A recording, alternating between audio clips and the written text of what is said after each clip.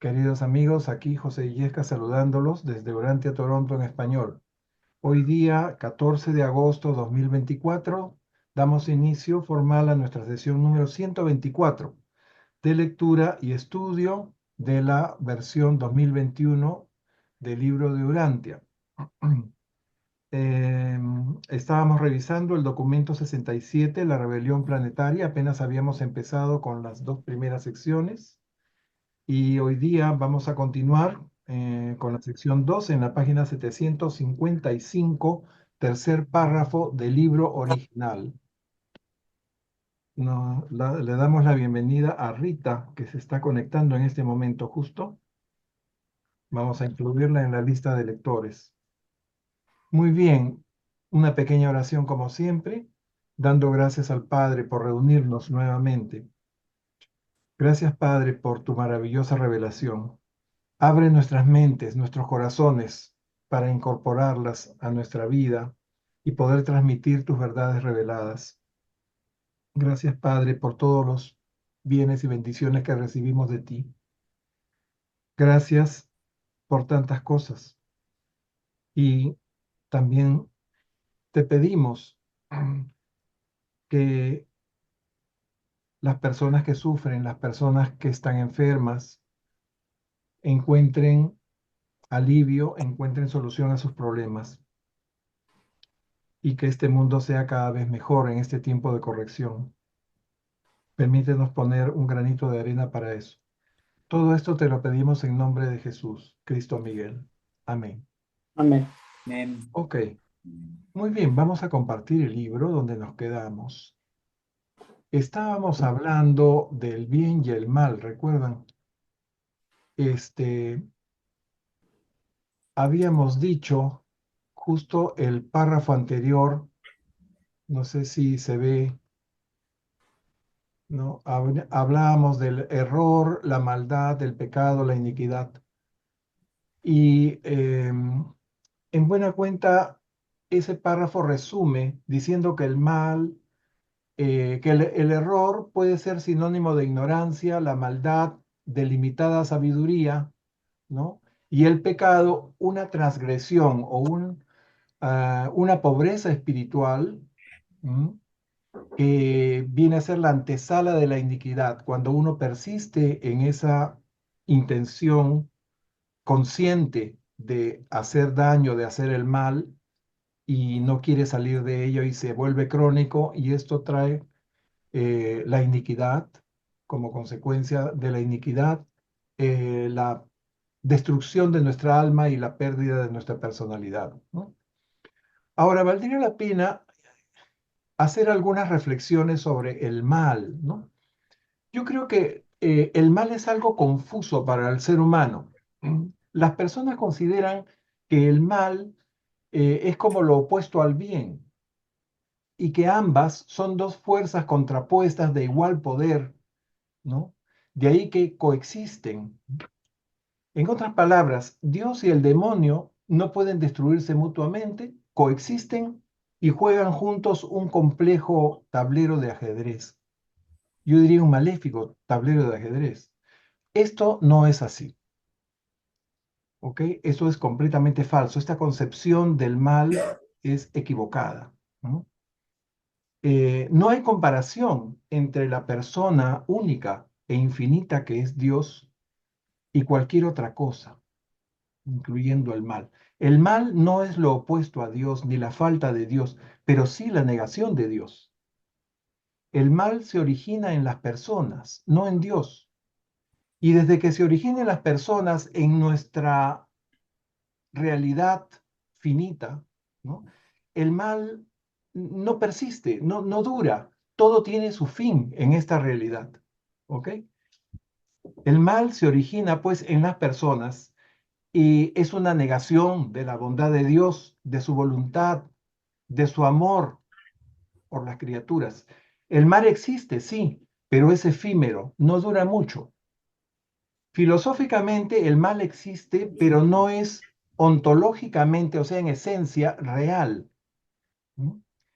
El mal existe, pero carece de una sustancia real que lo haga perdurar, ¿no?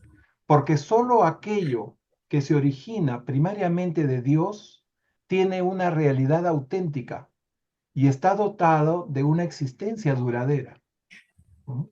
El mal, desde que surge de la imperfección, conlleva la semilla de su propia destrucción.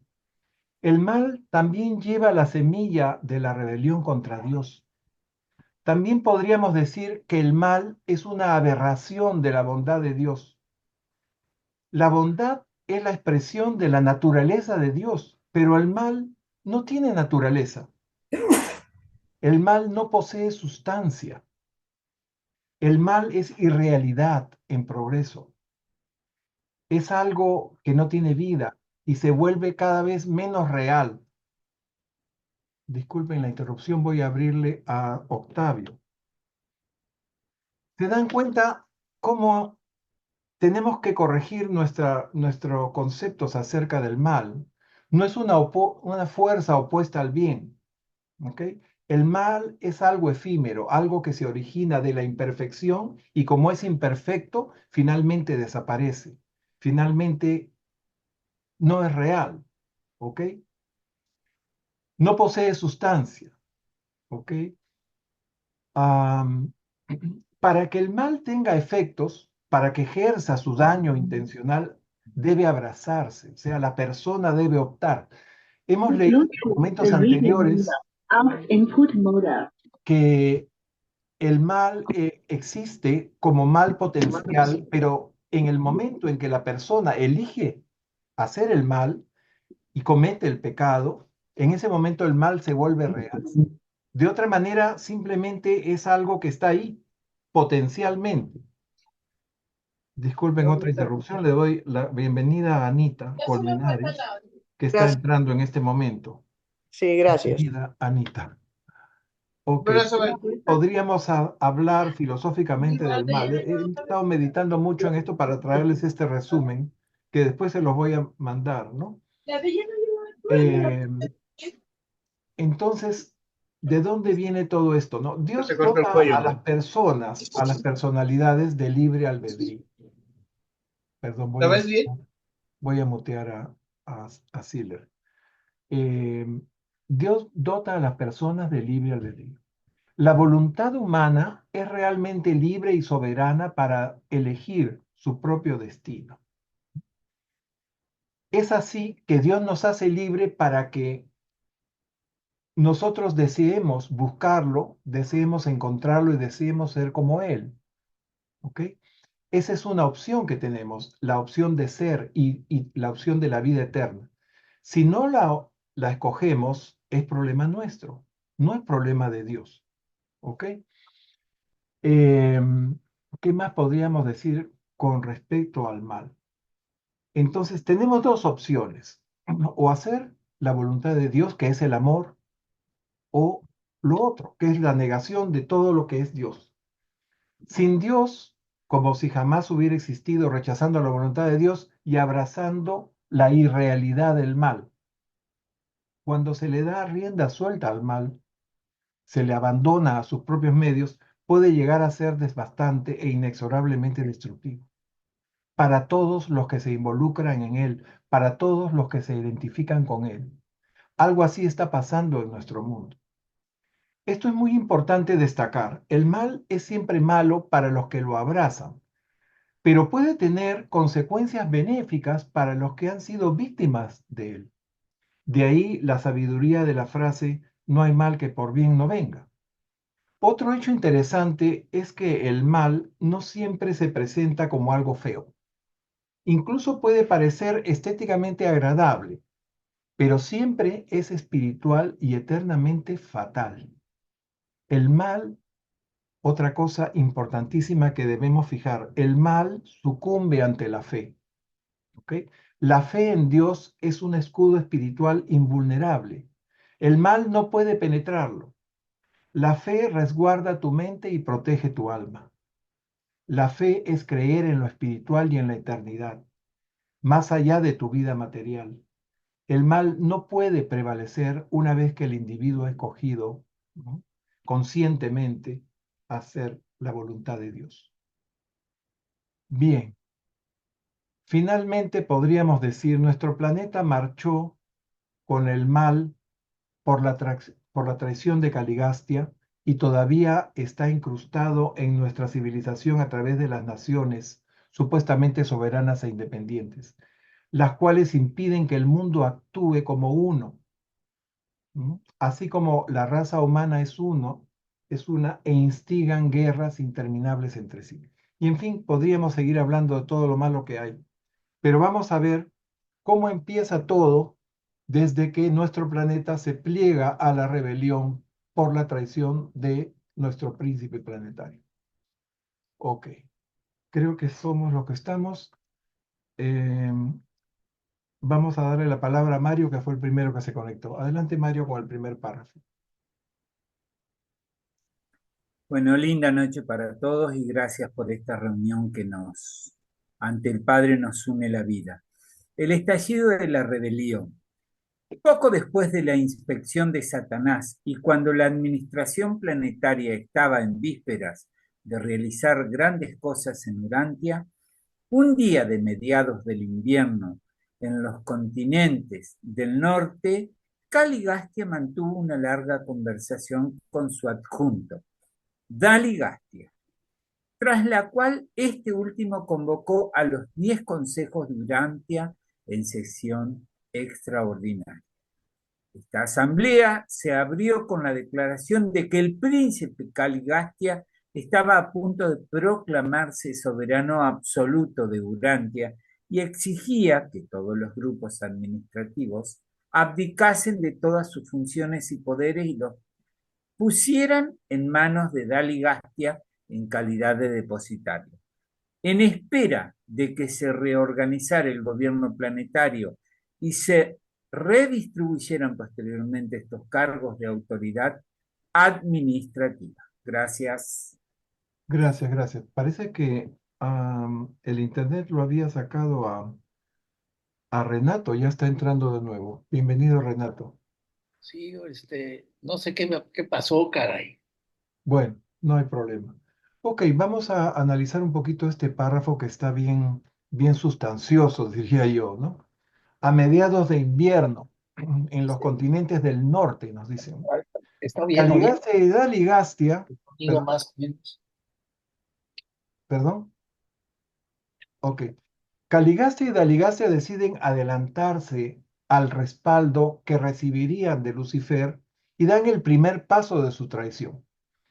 Convocan a los 10 consejos, les exigen que renuncien a sus funciones y pongan sus cargos a disposición de Daligastia, hasta que venga la proclamación de Caligastia como soberano absoluto de Urantia. Ellos estaban seguros que eso iba a llegar y llegó. ¿Ok? Bien. Y esto mientras se reorganizara el gobierno planetario. Ujú. Imagínense ustedes. O sea que podríamos decir que Caligastia, junto con Caligastia, se adelantaron, ¿no?, a Lucifer. O sea, Lucifer estaba ya proclamando su rebelión y ellos ya se consideraban aliados de Lucifer, ¿no? Y por eso convocan a todas las comisiones. Seguimos. José Luis, por favor, léenos el siguiente párrafo. La formulación de esta exigencia inaudita fue seguida por el magistral llamamiento de Ban, presidente del Consejo Supremo de Coordinación. Este destacado administrador y experto jurista calificó la propuesta de Caligastia de acto rayano en la rebelión planetaria e hizo un llamamiento a los reunidos de que se abstuvieran de toda participación hasta que se pudiera hacer llegar una apelación ante Lucifer, el soberano del sistema de Satania. Van obtuvo el apoyo de todo el equipo. En consecuencia, se hizo llegar la apelación a Jerusalén, que respondió inmediatamente con órdenes que designaban a Caligastia soberano supremo de Urantia y exigían lealtad absoluta e incondicional a sus mandatos. En respuesta a este asombroso mensaje, el noble Bam pronunció su memorable discurso de 7 horas en el que acusaba formalmente a Daligastia, Caligastia y Lucifer de desacato a la soberanía del universo de Nevadón y apelaba al apoyo y la confirmación de los altísimos de Edentia. Muy bien. Miren ustedes. Recuerden que Van era el presidente del Consejo Supremo de Coordinación. Era como un juez que veía todos los asuntos de las otras comisiones, pero también cualquier asunto del mundo. Y ese consejo, ese tribunal, digamos, tenía la aprobación de Edentia, de los altísimos de Edentia.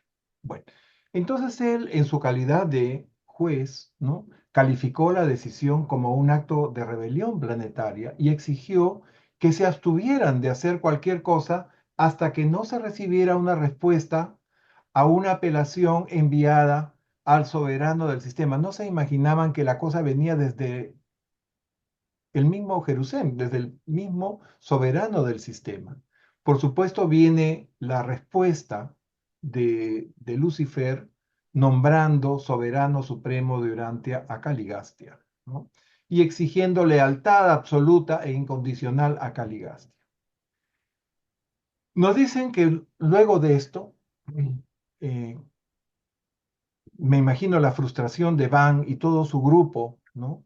De enterarse de que la cosa venía desde la misma capital del sistema. Él hace una disertación que dura 7 horas, ¿no? En esta disertación él explica cómo esto era un acto de traición, ¿no? Que era un desacato a la soberanía universal. Y por supuesto, el siguiente paso era elevar esa apelación a los altísimos de la constelación. Ustedes saben, el mensaje llegó a Edentia, pero la respuesta de retorno se quedó en el camino. Las comunicaciones se interrumpieron justo en ese momento y eso queda atrapado. Y hasta que lo encuentran, pasan 7 largos años. Ahora vamos a ver cómo fue eso. Um, Gloria, Gloria, por favor, léenos los dos siguientes. Es el 7555. El 673, el 6723 y 24. A ver, 7. Ahí estoy perdida. Aquí, 6. sí, 6723, aquí, Ok, sí, 7555. perdón. Muy bien. La formulación de esta exigencia inaudita fue seguida por el magistral llamamiento de Van. Perdona, esto ya lo acaba de leer. Ok, entonces el Acá siguiente. el siguiente, entre tanto los Sí, circuitos. muy bien. Entre tanto, los circuitos del sistema se habían cortado. Urantia quedó aislado. Todos los grupos de vida celestial que había en el planeta se encontraron de pronto aislados sin previo aviso, totalmente desconectados de todo consejo y asesoramiento procedente del exterior. Daligastia proclamó formalmente a Caligastia, dios de Urantia y supremo sobre todas las cosas. Ante esta proclamación, la alternativa estaba clara. Los grupos se retiraron para deliberar en privado y empezaron los debates destinados a determinar en último término la suerte de todas las personalidades sobrehumanas que había en el planeta. Miren ustedes. Bueno, entonces, ¿qué les quedaba? Mientras esperaban la respuesta de los altísimos de Edentia. Em, Todos los miembros de las comisiones debían tomar una posición a favor o en contra de Galigastia. ¿Ok? Y esta decisión crucial también involucró a los ángeles, a los seres intermedios y otros seres celestiales que se encontraban casualmente en Urantia. Ustedes saben, habían estudiantes, habían gente que venía de visita. Y al aislarse el planeta, se aisló de las comunicaciones. Otros circuitos espirituales, como el circuito de la personalidad del Padre, el circuito del Espíritu Santo o los espíritus ayudantes de la mente, todo eso no se cortó, pero sí se cortó las comunicaciones. O sea, Urantia no podía comunicarse con otros planetas del sistema, ni tampoco el sistema de Satania podía comunicarse con otros sistemas. ¿Ok? Y esto involucraba los 600 ¿cuántos eran? 625, 652 mundos eh, que se hubieran o no plegado a la rebelión. O sea, todos quedamos aislados, los, em, los que se plegaron y los que no se plegaron también. Se cortaron por completo las comunicaciones. ¿Se acuerdan quién cortó la comunicación aquí en Urantia? Un inspector asociado que tenía el número 650 y tantos mil. Bueno, por ahí creo que tengo el dato exacto. Ese es el que se encargó de cortar. Bien, seguimos esos dos últimos párrafos. Marlene, por favor. Los serafines, querubines y demás seres celestiales se vieron involucrados en las decisiones de esta encarnizada lucha, de este largo y pecaminoso conflicto. Muchos grupos sobrehumanos que se encontraban casualmente en Urantia en el momento de su aislamiento fueron retenidos ahí, y como los serafines y sus asociados se vieron obligados a elegir entre el pecado y la rectitud, entre los caminos de Lucifer y la voluntad del Padre invisible. Esta Sí. lucha se prolongó durante más de 7 años. Las autoridades de Edentia no quisieron entrometerse y no intervinieron hasta que todas las personalidades involucradas hubieron tomado su decisión final. Hasta ese momento, Van y sus compañeros leales no fueron justificados ni liberados de su larga angustia y su intolerable incertidumbre. Ujú. Miren ustedes cómo se desarrollaron los hechos, ¿no? Cuando Van envía la solicitud de apoyo a los Altísimos de Edentia, Edentia contesta automáticamente respaldando todos los puntos del reclamo de Van, ¿no? Ahora, esa comunicación sale y queda interrumpida en el camino. ¿M? Después la encuentran, son los seres intermedios, como vamos a ver más adelante, que hacen una investigación y dan con el donde se había quedado retenido ese mensaje, que era una resolución oficial. Y así, entonces, ellos ya tienen autoridad para proceder. Pero en Edentia ya sabían que Lucifer se había revelado y ya sabían todos los planetas que estaban involucrados. Edentia es la capital de la constelación, ustedes saben que abarca el sistema de Satania y otros sistemas más. O sea, abarca 100 sistemas.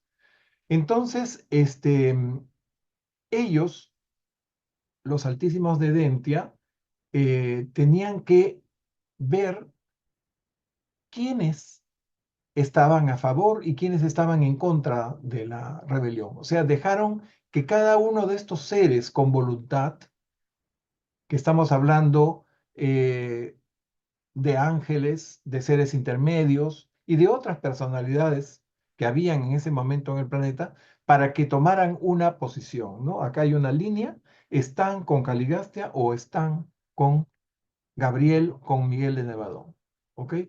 Y hasta que el último no tomó la decisión, no se procedió a como les digo, a hacer el enjuiciamiento, a hacer la adjudicación, le dicen a eso. ¿Ok? Entonces, este periodo de lucha y de liberación duró 7 años, durante los cuales en la constelación, las autoridades de la constelación no quisieron intervenir hasta que cada uno de los que estaban en los planetas rebeldes tomaran una posición, ¿no? Hacia el pecado o hacia la rectitud. Ok. ¿Qué vino después? Vamos a ver, pasamos a la tercera sección. Sí, Marlene, ¿querías preguntar algo? Sí, Hijo ¿qué Calista. argumentos se conocen pues, de Lucifer y Caligastia para convencer a los demás seres de unirse a la rebelión? ¿Cuáles eran sus argumentos de fondo? La libertad, o sea, la rebelión de Lucifer era un manifiesto de libertad y de independencia. O sea, Lucifer pensaba que el sistema de Satania debía ser autónomo, debía ser como son los altísimos en la constelación, que son autónomos, que tienen su propio poder legislativo, ¿no? Entonces ellos querían eran separatistas, no querían formar parte de la constelación, de Norlatiadec, y querían ser independientes. Esa era la declaración de libertad. Y obviamente los príncipes planetarios se iban a convertir en los dioses absolutos de sus planetas. Y todas las humanidades o todos los seres que vivían en ese planeta le iban a rendir la pleitesía solo a él y al soberano del sistema. ¿Ok? O sea, era un tremendo pecado de soberbia, o sea, sentirse dioses de ese sector de la creación, ignorando que todo depende, ¿no?, del paraíso, que la energía y todo, qué sé yo, todo está encircuitado, todo está conectado. No puedes tú arrancar una rama del árbol y dejar que esa rama siga viviendo fuera de la nutrición de ese árbol, o que esa misma rama genere otro árbol. Bueno, quizás en botánica con ciertas técnicas puede suceder eso, pero no sucede en la administración celestial. Sí, José Luis.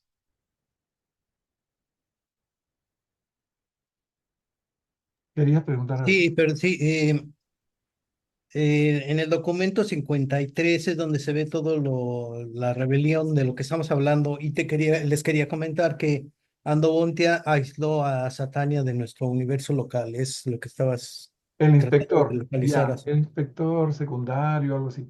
Sí, muy bien. Son parte de los controladores físicos, pues, ¿no? Que se encargan de estas cosas. Muy bien. Entonces pasamos a esta tercera sesión. Gracias, José Luis, por recordarnos el nombre. Andobontia era, ¿no? Sí. Le toca a Renato.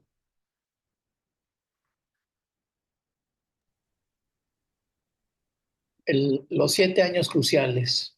El Consejo de los Melquisedec difundió la noticia del estallido de la rebelión en Jerusalén, la capital de Satania.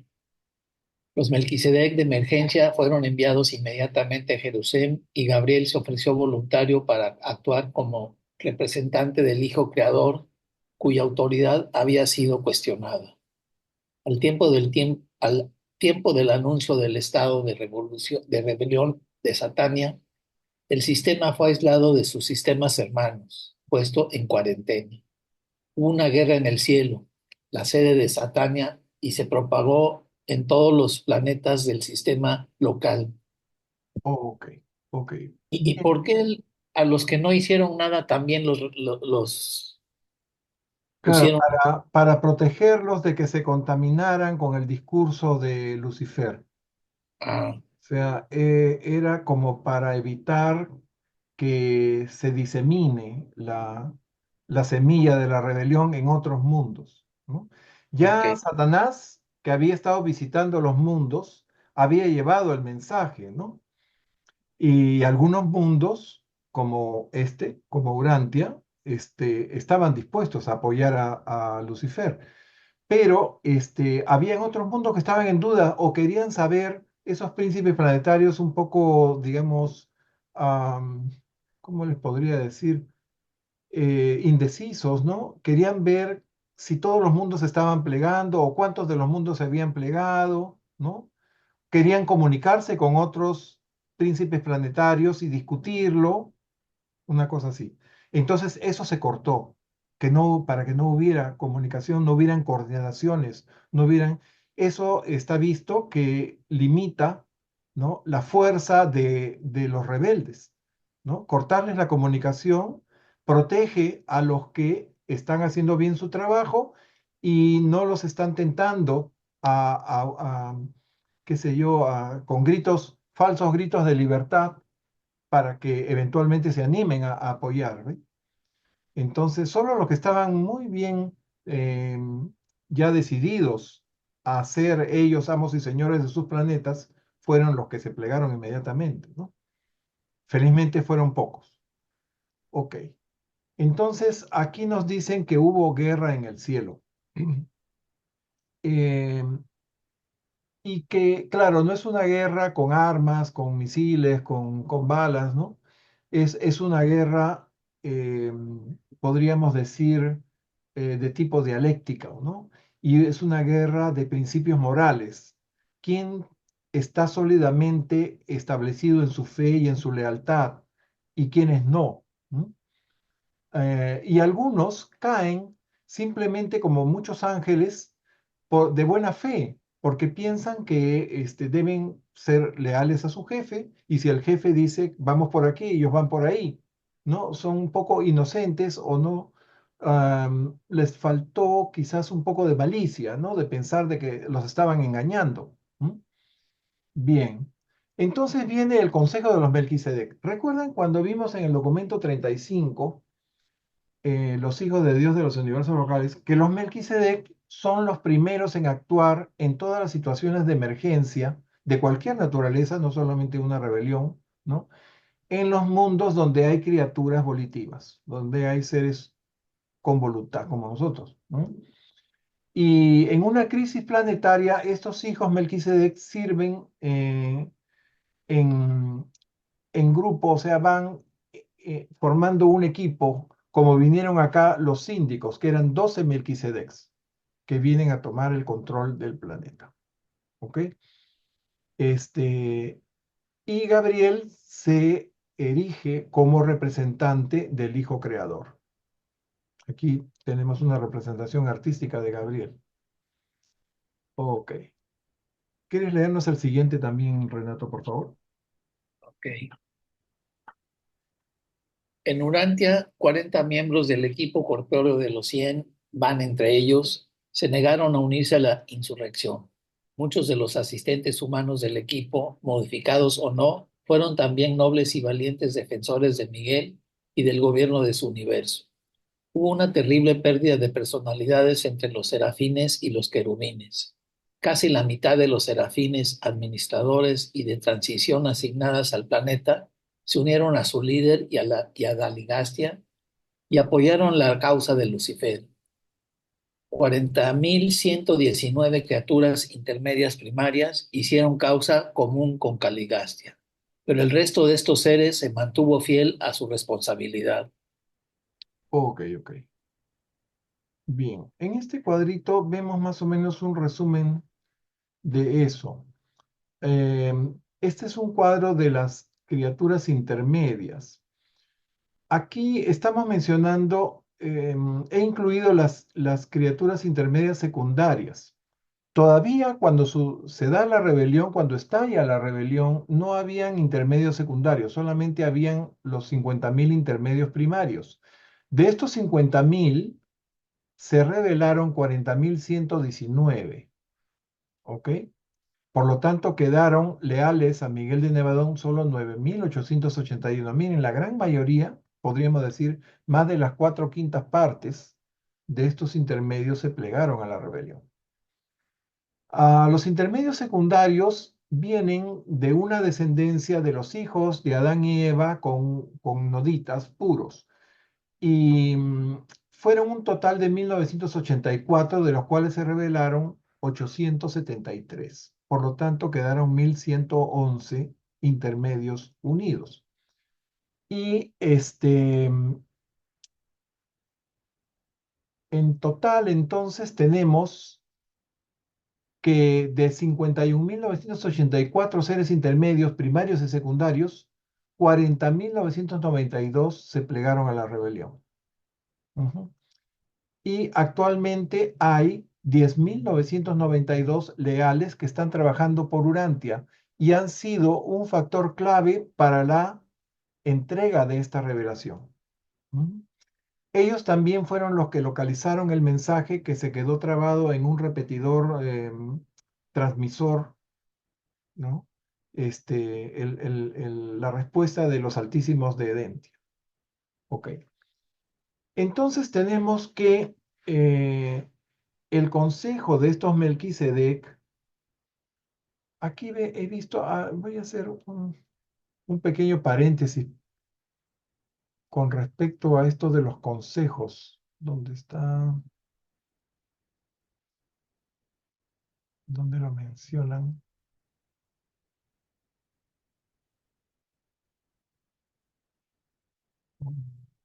Bueno, resulta que hay la palabra consejo con C y consejo con S, ustedes saben, ¿no? En todas las traducciones del libro han puesto consejo con S. Consejo con S es un grupo que asesora y que da sugerencias, ¿no? Que aconseja. Y los miembros de esos grupos se llaman consejeros. Pero el Consejo con C es un grupo de personas que están reunidas por una situación especial, ¿no? Y que van también a dar sugerencias, pero no van a tomar decisiones. Y esos son llamados concejales, no son consejeros. ¿Ok? Es una diferencia sutil que hay en el idioma español. ¿No? Y, y bueno, la palabra en inglés se traduce de las dos formas, o sea, puede usarse em, la traducción de counselor, puede usarse como consejo o como consejo con S o consejo con C. Bueno, eso es una curiosidad que hace que las traducciones a veces sean bastante difíciles. Bueno, ¿a quién le toca? Acaba de leer Renato. Rita, por favor, nos lees los siguientes párrafos, los dos siguientes. Bien. Hola, buenas noches a todos, que no los debe saludar. Hola. El príncipe traidor reunió las criaturas intermedias desleales y a otros grupos de personalidades rebeldes y los organizó para que ejecutaran sus órdenes. En tanto que Van congregaba a los intermedios leales y demás grupos fieles y emprendía la gran batalla para salvar al equipo planetario y a las demás personalidades celestiales que habían quedado atrapadas. Sí. Durante toda esta lucha, los leales se instalaron en un asentamiento sin murallas y mal protegido, a unos kilómetros al este de Dalmatia, bajo la alerta vigilancia de las criaturas intermedias leales que montaban guardia día y noche. Además, tenían en su poder el inestimable árbol de la vida. Ujú. Muy bien. Vamos a comentar un poquito estos dos párrafos, ¿no?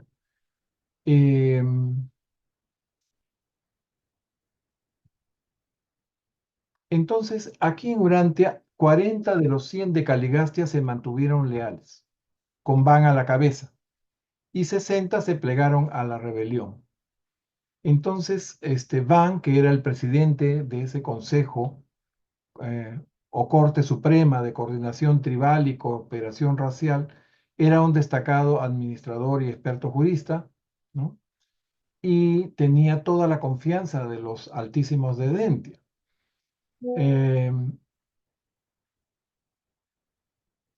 Bien. Aquí nos dicen que una gran cantidad de querubines y serafines se perdieron y luego Van congrega su grupo mientras que, perdón,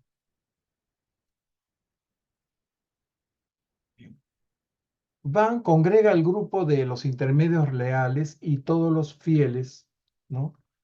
A Miguel de Nevadón para salvar o tratar de persuadir a las personas que estaban indecisas, ¿no? Ellos trabajaron mucho para impedir que mucha gente se plegara a la rebelión.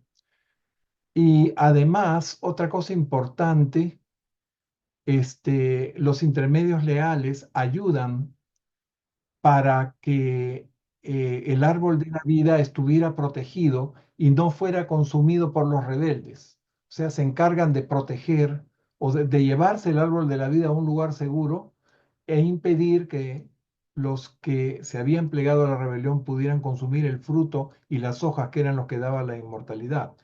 Sí, Renato, ¿querías agregar algo o preguntar?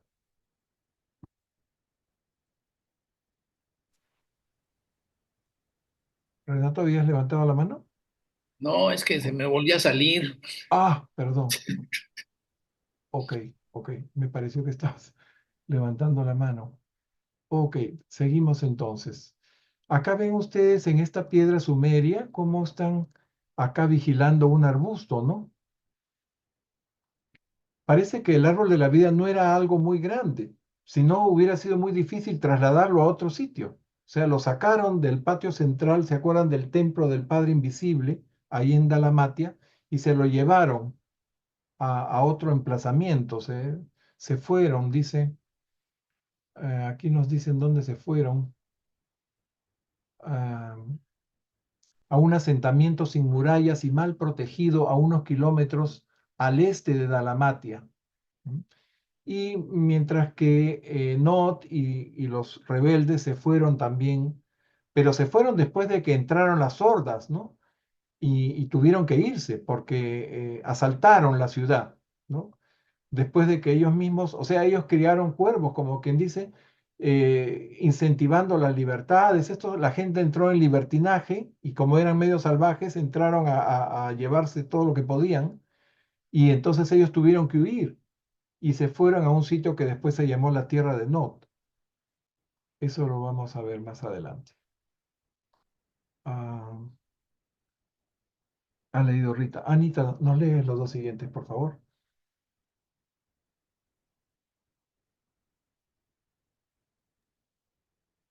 ¿Tu micro está abierto o cerrado? Ya lo abrí.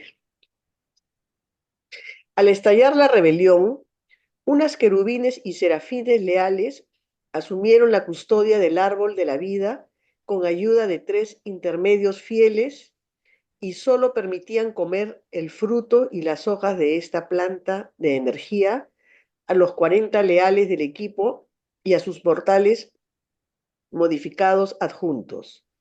Los andonitas modificados asociados al equipo de Van eran 56, ya que 16 de los asistentes andonitas del equipo desleal se habían negado a seguir a sus señores en la rebelión. Sí, ¿Sigo? sí, por favor. Durante los 7 años cruciales de la rebelión de Caligastia, Van se consagró a la tarea de atender a su ejército leal de hombres, intermedios y ángeles.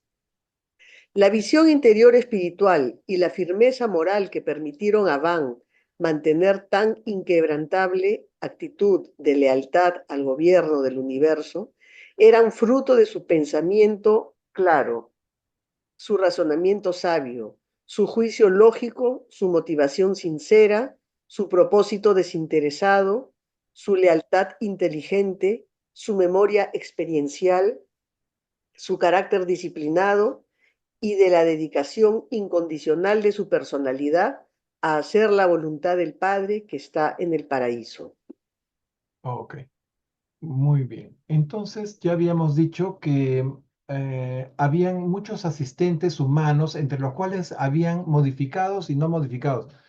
Los modificados eran los que contribuyeron a proporcionar el plasma vital para los cuerpos de los 100 de Caligastia, ¿no? Y ellos podían asimilar el fruto y las hojas del árbol de la vida y vivir eternamente, ¿no? Pero también habían otros humanos colaboradores que no estaban modificados para esa sobrevivencia eterna. Después hemos dicho que se perdieron muchísimos serafines y querubines, ¿no?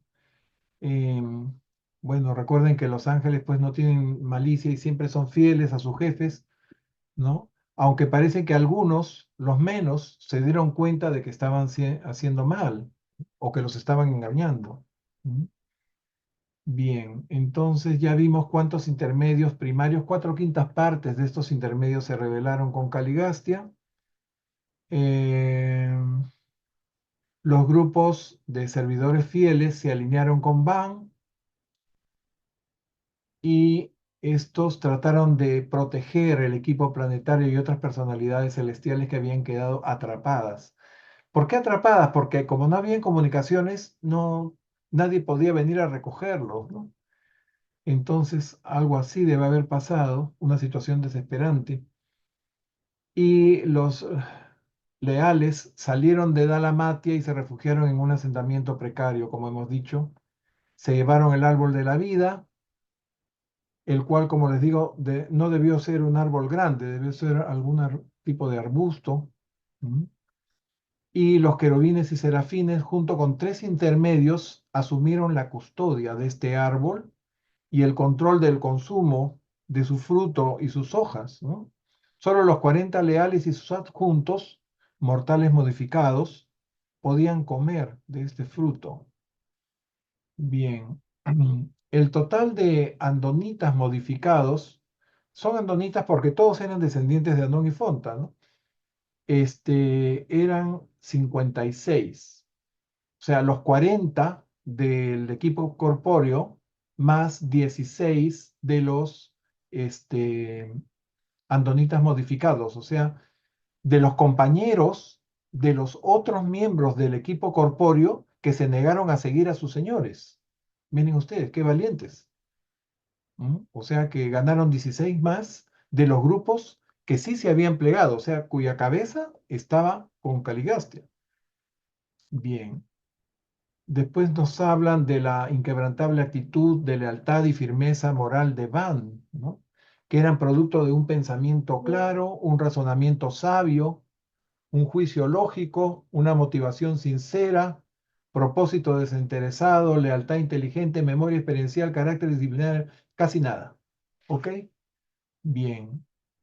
Su decisión incondicional de hacer la voluntad del Padre del Paraíso. Bien, entonces vienen los años cruciales, que fueron un tiempo de examen de conciencia y disciplina del alma, tiempos de crisis. ¿Mm? Bien, vamos a ver cómo siguieron esos años de espera. Am, Nuevamente, Mario, nos lees el siguiente párrafo, por favor. Bien, nuestra querida hermana Marlene nos avisa que se ha ido la energía y por consiguiente Oh, no tengo internet para el computador. Tan no, pronto llegue, ingrese nuevamente. ya, Mario, discúlpame, había una pregunta de Octavio o un comentario, no sé. Adelante, Octavio. Adelante, adelante, adelante. Gusto en saludarlo. Sí, hermanito, a mí me llama la atención mucho porque hay una parte, no encuentro el párrafo, pero dice que ahí algunos de sus compañeros se regresaron y se reunieron a su regreso con su ajustador de pensamiento. Entonces a mí me llama la atención cómo es que Van pudo alcanzar esas virtudes sin necesidad del ajustador de pensamiento. Entonces no sé si usted quiera comentar algo, porque a mí me llama también la atención si el mismo Jesús de Nazaret tuvo que recibir ajustador de pensamiento, cómo es que Van pudo alcanzar ese logro, ¿no? De Sí, nivel espiritual, lo acaba de usted de leer, ¿no? Y todos esos, mm, pues, todas esas logros, no virtudes. sé cómo llamarle, sin necesidad de ajustador. Entonces quiere decir que el ajustador Bien, ellos habían tenido su funciona ajustador. y no funciona. O sea que a veces no es necesario tenerlo. No, pero ya ellos tenían un alma grande, o sea, engendrada por sus ajustadores. Todos llegaron como a ser Pero Jesús, ¿usted cree descendientes. que Jesús de Nazaret no tendría, también era el creador del universo local? Sí, También no hubiera podido necesitar ajustador de pensamiento. Y sin embargo le dieron el de Melquisedec. Entonces es lo que ahí a mí como que claro, no el me cuadra caso, muy bien, ¿no? ¿Por qué el ajustador de pensamiento si a la vez no es tan necesario? bueno, hay dos partes en tu pregunta. La primera es cómo Van tenía tanta fortaleza espiritual sin tener su ajustador, ¿verdad? Esa es la primera parte de tu pregunta.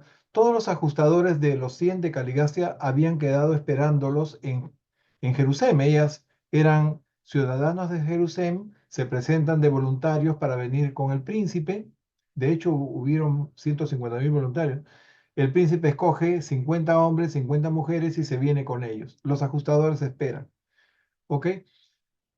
Em, ¿Cómo es que Van toma esa actitud sin ajustador? Porque él ya tenía un alma grande, tenía una solidez en su personalidad, estaba eh, ya reforzada y estaba preparada para hacer frente a estas dificultades, ¿no? Que se dieron con mucha entereza. Y no solamente él, sino también su compañero mortal, su compañero asociado, Amadón. Vamos a ver que Amadón fue el héroe humano de la rebelión planetaria. Eso está en la última sección del documento. Y bueno, ahora, ¿cómo es lo de Jesús, no? Jesús viene a encarnarse como un ser humano, y como un ser humano él tenía que recibir su ajustador. O sea, Joshua ben José, el hijo de José y María, ¿no? Al cumplir los 5 años, como todo niño, debía recibir su ajustador. Eso era parte del plan de encarnación. Él tenía que tener una vida como cualquier mortal, y todos los mortales tenemos ajustador, ¿no? Entonces, ahora, ese ajustador nunca iba a poder fusionarse con la personalidad divina de Jesús, porque ya Jesús era divino, ¿no? Por lo tanto, ese ajustador termina siendo personalizado. Había sido también el ajustador acompañante de Maquiventa Melquisedec, ustedes saben eso. Pero ya vamos a entrar más en detalle cómo fue eso. Y, y bueno, es como si Jesús tuviera a su padre o un representante directo de su padre con el cual coordinar muchas de las cosas de su trabajo público, de su misión. ¿Ok? Era necesario por eso que hubiera un ajustador.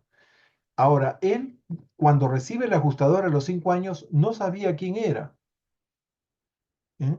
Él crece pensando en que hay algo, hay una razón de su existencia en este mundo, pero no entiende, no llega a saber cuál es, hasta que tiene 30 años en el Monte Hermón y ahí descubre su divinidad. Ahora, hay una serie de cosas que pasan en su vida que a él le hacen pensar o lo van orientando hacia ese momento, ¿no? Como la aparición de ese ángel que se le presenta cuando él tenía 11 o 12 años, ¿no? De niño. Tiene él una experiencia sobrenatural con un ser espiritual. Bueno, pero como les digo, vamos a desviarnos mucho si entramos más en detalle a cómo fue que Jesús tuvo ajustador, ¿no? Porque era parte, vamos a resumirlo así, era parte de su encarnación. O sea, como él como niño, antes de saber que era Dios, tuvo que tener un ajustador como todos los niños normales que hacen su decisión moral, ¿no? Muy bien. Ah, a ver, volvemos a los 7 años de espera. ¿A quién le tocaba? Ya perdí la cuenta. Bueno, A me Mario, tocaba a Mario, mí, adelante, sí. querido. Los 7 años de espera fueron un tiempo de examen de conciencia y de disciplina del alma. Este tipo de crisis en los asuntos de un universo demuestra la enorme influencia de la mente como factor de elección espiritual. La educación, la formación y la experiencia son factores que intervienen en la mayoría de las decisiones vitales de todas las criaturas morales evolutivas.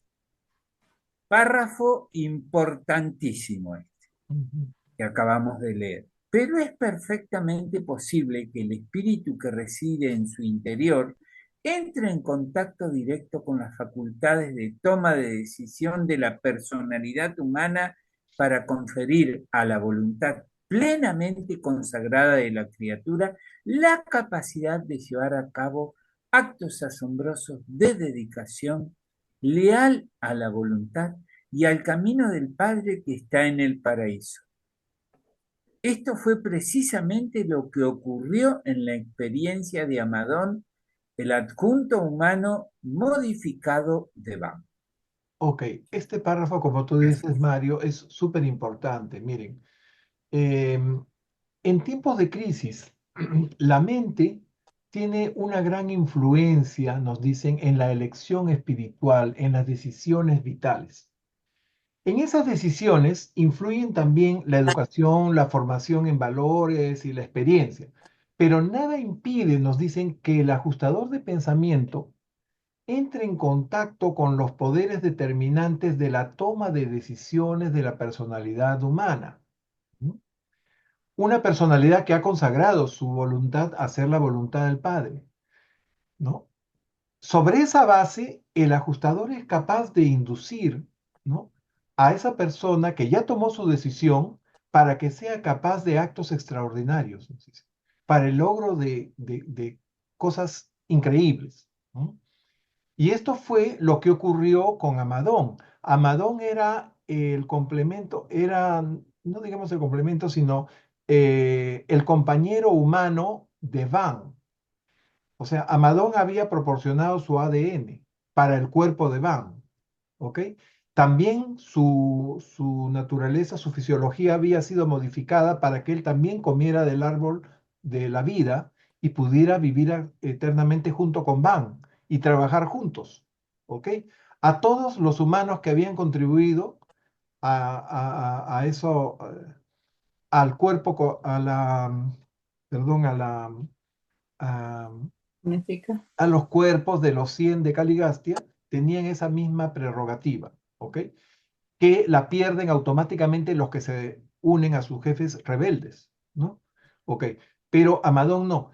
Y Amadón sí tenía ajustador de pensamiento. Y ese es el ajustador que hace que Amadón se convierta en un héroe, como vamos a ver en los párrafos siguientes.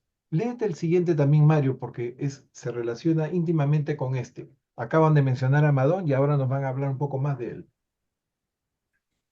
Amadón es el héroe humano más notable de la rebelión de Lucifer.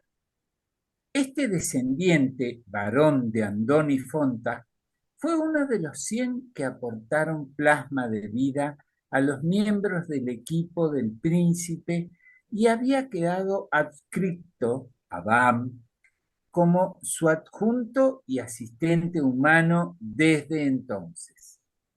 Amadón eligió permanecer con su jefe durante la larga y dura contienda. Fue una fuente de inspiración contemplar a este hijo de las razas evolutivas mantenerse impasible ante las sofisterías de Daligastia, así como la fortaleza inquebrantable que tanto él como sus compañeros leales mostraron frente a todas las engañosas enseñanzas del brillante Caligastia durante los 7 años de lucha. Muy bien. Gracias. Gracias, Mario. Entonces nos dicen que Amadón es el héroe humano de la rebelión de Lucifer, miren, ¿ah? No el héroe humano de la rebelión planetaria de Urantia, sino de la rebelión de Lucifer. O sea, estamos incluyendo acá todos los mundos plegados a la rebelión, ¿no? Él se mantuvo firme al lado de Van, ¿no? Durante esa dura lucha contra la sofistería. ¿Qué cosa es la sofistería? O sea, un discurso que parece cierto, pero que es falso, ¿no? Engañoso. ¿No? Y Caligastia era muy astuto para esa clase de engaños, ¿no? Y eso lo hizo durante 7 años para lograr más adeptos. Y obviamente Amadón pudo haber sido una víctima de esa sofistería, pero él se mantuvo firme, él admiraba a Van, ¿no? Vamos a ver eso más adelante también. Gracias, Mario. José Luis, toma el siguiente, por favor. Caligastia, con un máximo de inteligencia y una vasta experiencia en los asuntos del universo, se descarrió y abrazó el pecado. Amadón, con un mínimo de inteligencia y totalmente desprovisto de experiencia en el universo, permaneció firme en el servicio al universo y leal a su compañero. Van empleó tanto la mente como el espíritu en una magnífica y eficaz combinación de determinación intelectual y visión interior espiritual, y logró con ello el más alto nivel experiencial alcanzable de realización de la personalidad. Cuando la mente y el espíritu están plenamente unidos, tienen el potencial de crear valores sobrehumanos e incluso realidades de la morontia. Miren ustedes, pues, es increíble, todos dicen eso, ¿no? Cómo Caligastia, inteligente, bien preparado, bien experimentado, abrazó el pecado. Mientras que Amadón, un humilde mortal, pudo mantenerse firme y leal, ¿no? Octavio, querías decir algo, adelante. Sí, hermanito. Entonces, ¿se quiere decir que hay personas que nacen con una inclinación hacia el mal y otras hacia el bien? Porque, por ejemplo, en la Biblia, en el Génesis, hay una expresión que se la atribuyen a Dios, que dicen que Dios se había arrepentido. Sabemos que no es cierto, pero así lo dice el Génesis, que Dios se había arrepentido de crear al hombre porque su inclinación siempre era hacia el mal. Y aquí vemos que también arriba hay seres celestiales que se inclinaron hacia el mal, como hay seres que se inclinan hacia el bien. No sé si se tendrá esto que ver con la genética de cada quien, ¿no? O con la creación, porque no sé si allá en los seres espirituales se le pueda llamar genética, pero pues también hay seres que se inclinaron hacia el mal, como hay seres que se inclinaron hacia el bien. Y algunos sin ajustador. Así es, tienes toda la razón. Bueno, todos creo tenemos la misma oportunidad o estamos en las mismas condiciones de optar por el bien o por el mal, ¿no? Todos tenemos el libre albedrío, ¿no? Eso es inherente y es una realidad universal en esta dimensión finita, ¿ok? En Abona no hay esa opción, ¿no? Abona es perfecta, no puede ser imperfecta, no puede haber pecado en Abona, pero, y menos en el paraíso. Pero en los 7 superuniversos puede haber pecado, inclusive en altas personalidades, hijos del universo local, como son, pues, los hijos Lanonandex, ¿no? Nunca se ha visto rebelión de un Melquisedec o de un Borondadec, de un Altísimo, pero de la Nonandex han habido 3, solo en nuestro universo local, ustedes saben, ¿no? Entonces, ¿qué hace que uno opte por el bien, otro por el mal? Es puro libre albedrío. Ahora, cada uno vive experiencias y tiene cualidades en su personalidad que pueden hacerlo sentir amor por uno mismo, ¿no? Como fue el caso de Lucifer, que tenía un ego demasiado exaltado, ¿no? Él se consideraba por encima de todos, ¿no? Quería ocupar el puesto de los altísimos sin ser él un hijo Borondadec, o sea, él, siendo Alanondandec quería ser Borondadec, o sea, hasta ese punto tenía exaltado su ego, ¿no? Y Caligastia obviamente tenía ansias de dominio y de que lo adoraran a él como Dios. Em, Esas actitudes que parecen de humanos primitivos, la tenían estas personas, ¿no? Es increíble. Y se dejaron llevar por esas tendencias. Mientras que personas humildes como Amadón, eh, por la admiración que le tenía a Van, porque Van debió ser una persona extraordinaria, ¿no? Que asimiló muy bien todo lo que había aprendido como mortal y después en los 7 mundos de estancia y después como ciudadano de Jerusalén. ¿Se imaginan la experiencia y la solidez espiritual que tenía Van, ¿no? Y los otros también deberían haber sido así, pero por alguna razón que no logramos entender, pero que está ahí, ¿no? La opción de optar por una u otra decisión. No es que nazcan débiles para caer en el pecado, ellos lo toman conscientemente. Bien. Ahora, si tienen atenuantes, hay una justicia divina que va a ver el fondo de sus almas, de sus corazones, y va a juzgarlos con misericordia. Pero eso está más allá de nuestro entendimiento. Eso es cuando llega el momento, si es que la persona se retracta o se da cuenta de su error, ¿no? Pero como hemos visto más arriba, cuando caen en la iniquidad, rechazan cualquier tipo de misericordia o de que les ofrezcan, ¿no? Bien. Además que saben que la reparación sería muy costosa, ¿no? Después de todo el daño que han hecho. Muy bien. Seguimos entonces. Creo que ya dijimos todo lo que teníamos que decir sobre sobre Amadón, perdón. Nos dicen en el último reglón, cuando la mente y el espíritu están plenamente unidos, dice, crean valores sobrehumanos y realidades morontiales. Si dicen morontiales, que quiere decir que son realidades casi espirituales, ¿no? Y observen que se están refiriendo a la mente y al espíritu ajustador antes de la fusión. Antes de la fusión, todavía no hay fusión ahí. Muy bien, seguimos. Leyó Mario José Luis. Gloria, por favor. Sí, Sí. sí. La narración de, perdón, a ver, ya. La narración de los impactantes sucesos de aquellos días trágicos sería interminable. Pero por fin la última personalidad tomó su decisión definitiva y entonces, y solo entonces, llegó un altísimo de Edentia con los Melquisedec de emergencia para asumir la autoridad en Urantia. Los anales panorámicos del rey de Caligastia fueron obliterados en Jerusalén y se inició la era probatoria de la rehabilitación planetaria. Ujú. Muy bien. Entonces, habíamos dicho que esos años trágicos fueron necesarios para que se definieran definitivamente los que estaban con Caligastia y los que declaraban su lealtad a Miguel de Nevadón ante Gabriel, ¿no? Bien, recién en ese momento llegaron los Melquisedec de emergencia. Los Melquisedec viven en su mundo. Melquisedec, ustedes saben que rodea a Salvington, ¿no? Y entonces viajaron de ahí hacia la capital de la constelación, o sea, hacia Edentia, y de ahí fueron enviados hacia el planeta. Y vinieron acompañados con un Altísimo. O sea, miren, el Altísimo vino junto con los Melquisedec hasta aquí. ¿Mm?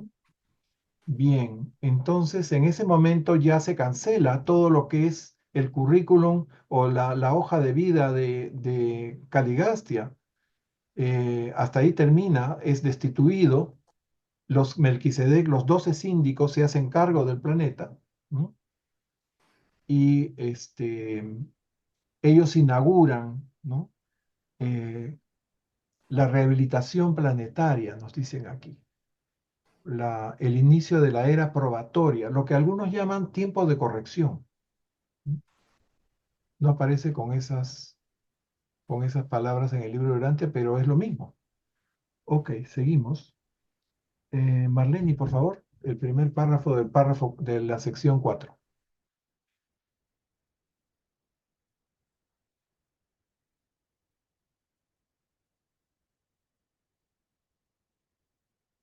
¿Estás ahí, Marle? Oh, Marle creo que se retiró, ¿no? Tuvo que salirse por Sí, problemas de... Ok, por problemas saltamos de a luz. Renato. Renato, por favor. Voy a prender la luz. Los 100 de Caligacia después de la rebelión. Cuando se terminó de pasar lista, se pudo constatar que los miembros corpóreos del equipo del príncipe se habían alineado como siguen. Van y toda su corte de coordinación se habían mantenido leales. Ang y 3 miembros del Consejo de Alimentación habían sobrevivido. Toda la junta de ganadería había sido arrastrada a la rebelión, igual que todos los asesores contra depredadores. FAD y 5 miembros del cuerpo docente se salvaron. NOD y toda la Comisión de Industria y Comercio se unieron a Caligastia. HAP y toda la Escuela de la Religión Revelada permanecieron leales a Aban y su noble grupo. Lut y toda la Junta de la Salud se perdieron. El Consejo de las Artes y las Ciencias permaneció leal en su totalidad, pero Tut y la Comisión de Gobierno Tribal se descarriaron. Así que 40 de los 100 se salvaron y fueron trasladados más tarde a Jerusalén, donde reanudaron su carrera al paraíso. Muy bien. Ok. Todo eso que acabamos de leer está en este cuadrito. Lo que está en amarillo son los leales. Lo que está acá en rosado fueron los rebeldes o los que se plegaron a la rebelión. Acá pueden ustedes ver que algunos rosaditos están con todo su equipo. Este es la cabeza de la comisión, el presidente del equipo, y acá los miembros, ¿no? Y aquí ustedes ven que en el grupo de Ang, a pesar de que Ang no quiso plegarse, este, tres de su equipo, solamente 3 de su equipo lo siguieron. 6 se plegaron a la rebelión. Todo el equipo de Lut, todo el equipo de Tut, todo el equipo de Not, todo el equipo de Dan y de Bon. Y Fat, otro que no quiso plegarse, pero 5 lo siguieron y 4 no lo siguieron, ¿no? Entonces, en resumen, ¿no? Ya en este momento ya se podía pasar lista, ¿no? Y constatar quiénes se habían alineado en cada bando. O sea, leales a Miguel estaba Van con toda su corte, ¿no? Ankh y 3 miembros del Consejo de Alimentación. Fat y 5 miembros del cuerpo docente. ¿Dónde está Fat? Acá está. ¿Ok? Después estaba Hap y la Escuela de la Rebelión Rebelada. ¿Dónde está? Hap aquí. Toda la escuela. Y MEC del Consejo de Artes y Ciencias. Bien. Eh, y los rebeldes con Caligastia eran NOT y toda la Comisión de Industria, BON, Ganadería, DAN, Depredadores, LUT y toda la Junta de Salud, TUT y la Comisión de Gobierno Tribal. Bien. Entonces, 40 miembros del séquito no se rebelaron y a estos 40 se sumaron estos 15 andonitas no modificados, que eran asistentes humanos. Entonces Amadón se quedó con 55 leales, o sea, 40 más 15. Bien. Creo que acá hay un error, acá he puesto 44, son 40 de los 100 que permanecieron, solo 40 de los 100 permanecieron leales. Bien. Entonces esos 40 más estos 15 dan los 55. Seguimos.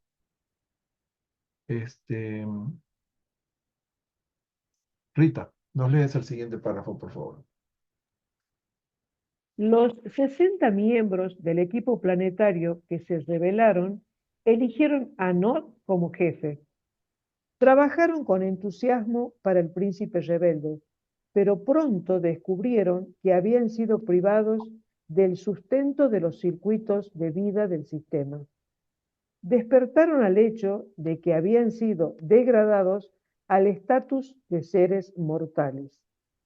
Eran ciertamente sobrehumanos, pero al mismo tiempo materiales y mortales. En un esfuerzo por aumentar su número, Daligastia ordenó recurrir inmediatamente a la reproducción sexual, a sabiendas de que los 60 originales y sus 44 adjuntos andonitas modificados estaban condenados tarde o temprano a la extinción por la muerte. Tras la caída de Dalmatia, el equipo desleal emigró hacia el norte y el este. Sus descendientes fueron conocidos durante mucho tiempo como los noditas y su lugar de residencia como la tierra de Nod. Ok, vamos a comentar esto. Miren, esos 60 que se rebelaron y se quedaron bajo el liderazgo de Nod, emigraron hacia el noreste de Dalmatia. Ahí se dieron cuenta del error que habían cometido cuando se ven reducidos a la condición humana. Si bien eran superhumanos y podían pues, ser más resistentes y vivir muchos, quizás cientos de años, ¿no? Eventualmente iban a envejecer, iban a enfermar y iban a morir. ¿Ok? Ya no podían consumir el árbol ni sabían dónde estaba y si lo hubieran encontrado no hubieran podido acceder a él. A ver, Marlene está tratando de entrar de nuevo. Vamos a abrirle. Disculpen el paréntesis. Bien. Entonces se dan cuenta, pues, que se habían vuelto 100% materiales. Ya no estaban conectados con esos circuitos de energía, ¿no? Que les permitía seguir viviendo indefinidamente. Ahora eran mortales. Ujú. Y entonces, cuando seguramente algo le reclaman a Daligastia, ¿qué debían hacer? Daligastia les ordena que se reproduzcan, ¿no? A fin de aumentar su número. Ujú. Y lo hicieron entre ellos, los hombres y las mujeres del séquito, pero también con la gente de los alrededores de las tribus circundantes, ¿no? Sus descendientes eh, son conocidos como los noditas y el lugar que habitaron se conoció como la tierra de Nod. Recuerden en el Génesis, después de que Caín mata a Abel, a su hermano Abel, Caín huye a la tierra de Nod. ¿no? Y eso está ahí en la Biblia y es una contradicción a la historia de Adán y Eva que nos cuentan más antes, ¿no? Cómo había una tierra de Nod si Adán y Eva eran los únicos, ¿no? Este, humanos y el jardín era el único sitio donde habían seres humanos. Bueno, y entonces nos dicen que hay muchas leyendas que vienen de esto. Creo que vamos a leerlo eso a continuación. Am, Anita, nos lees el siguiente párrafo, por favor.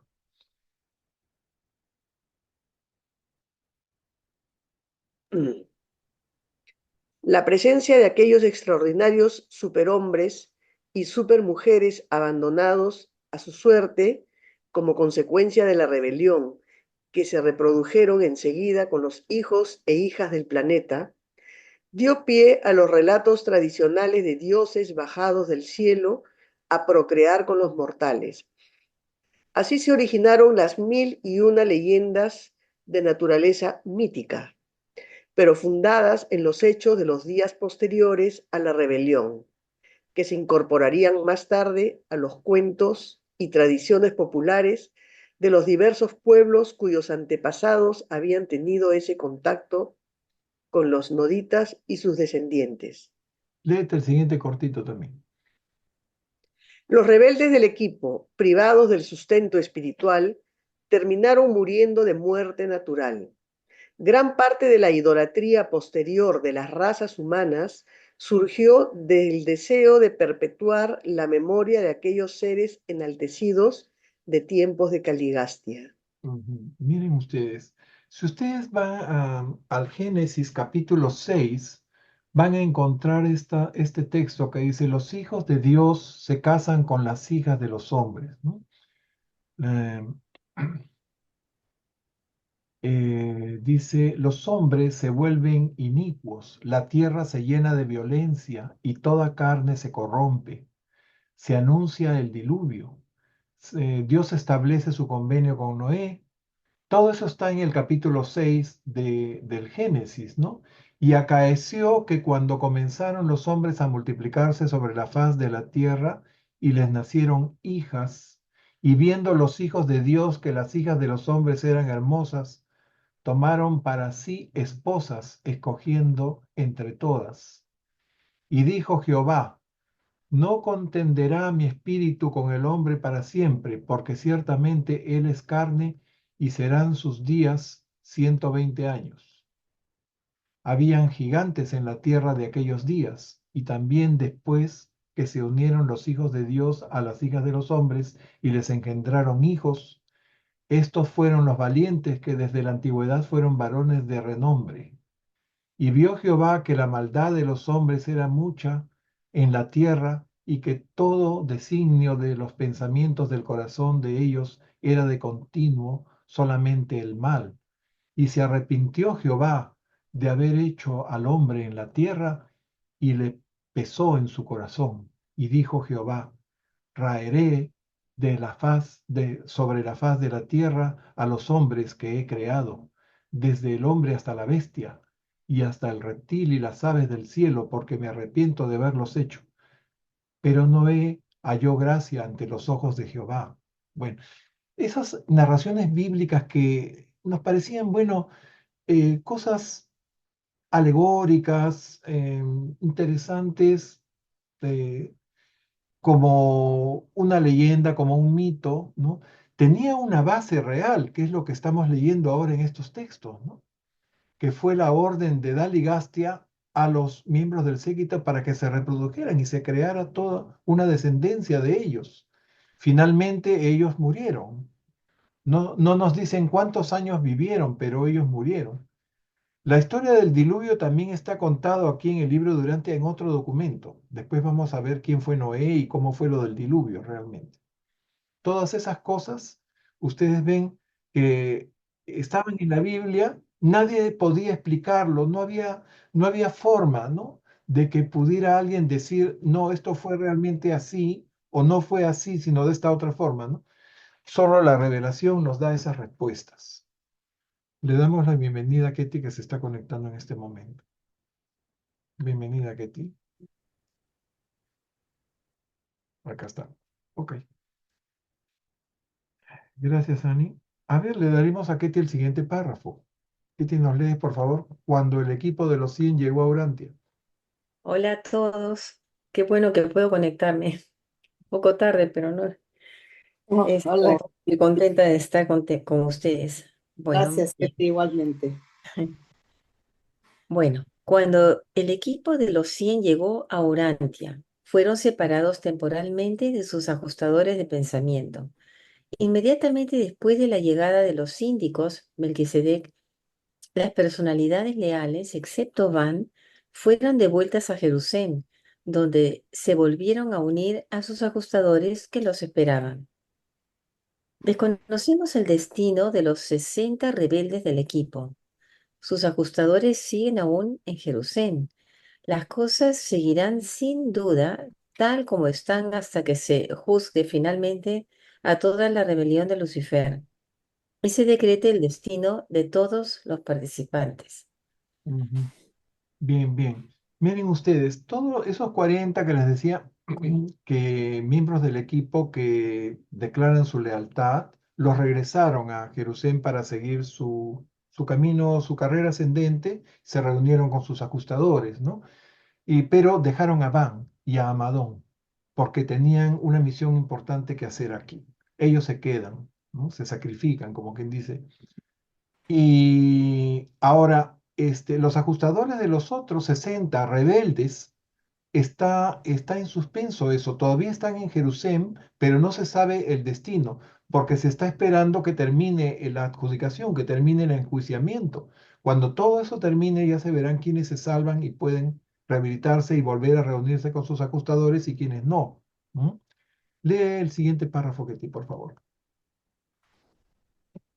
Era muy difícil. Tu micro está cerrado, creo. Ya.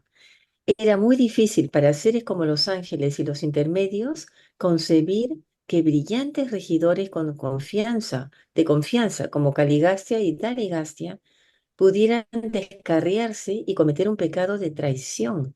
Esos seres que cayeron en el pecado, que no se sumaron a la rebelión de forma deliberada ni premeditada, fueron inducidos a error por sus superiores, engañados por unos líderes en quienes confiaban. También fue fácil conseguir el apoyo de mortales evolutivos con mentalidad primitiva. Ujú. Miren ¿Ya? ustedes, en este párrafo nos dicen que era muy difícil, pues, para los ángeles y los intermedios, imaginarse que Caligastia y Daligastia eran traidores y estaban en pecado. Bueno, ellos no se sumaron a la rebelión de manera consciente o premeditada, dice, fueron inducidos al error, fueron engañados. En fin, ellos serán juzgados y si realmente, pues, cayeron en la trampa, cayeron en una trampa, pues, merecen el perdón y la rehabilitación, ¿no? Sobre todo los ángeles, que eran las más inocentes. Bien. Mario, ¿nos lees el último párrafo de esta sección, por favor? Hace mucho. Bueno, ahí estamos, los resultados inmediatos de la rebelión. No, este párrafo, donde dice Hace hace mucho mucho tiempo. tiempo que la inmensa mayoría de los seres humanos y sobrehumanos que fueron víctimas de la rebelión de Lucifer en Jerusalén y en los varios planetas inducidos a error, se arrepintieron de corazón de su insensatez. Creemos de verdad que todos esos arrepentidos sinceros serán rehabilitados de alguna manera y reincorporados a algún aspecto de servicio al universo cuando los ancianos de los días terminen el enjuiciamiento de los asuntos de la rebelión de Satania que acaban de iniciar. Gracias. Ujú. Ok, entonces en este último párrafo nos hablan de las víctimas humanas y sobrehumanas de este mundo y de los demás mundos, ¿no? Que se plegaron a la rebelión de Lucifer, que en su gran mayoría se arrepintieron de su insensatez y serán juzgados por los ancianos de los días, serán perdonados con toda seguridad y rehabilitados posteriormente, ¿no? Esta sección me pareció súper interesante por esto de cómo esto de la tierra de Nod, ¿no? Estas leyendas, ¿no?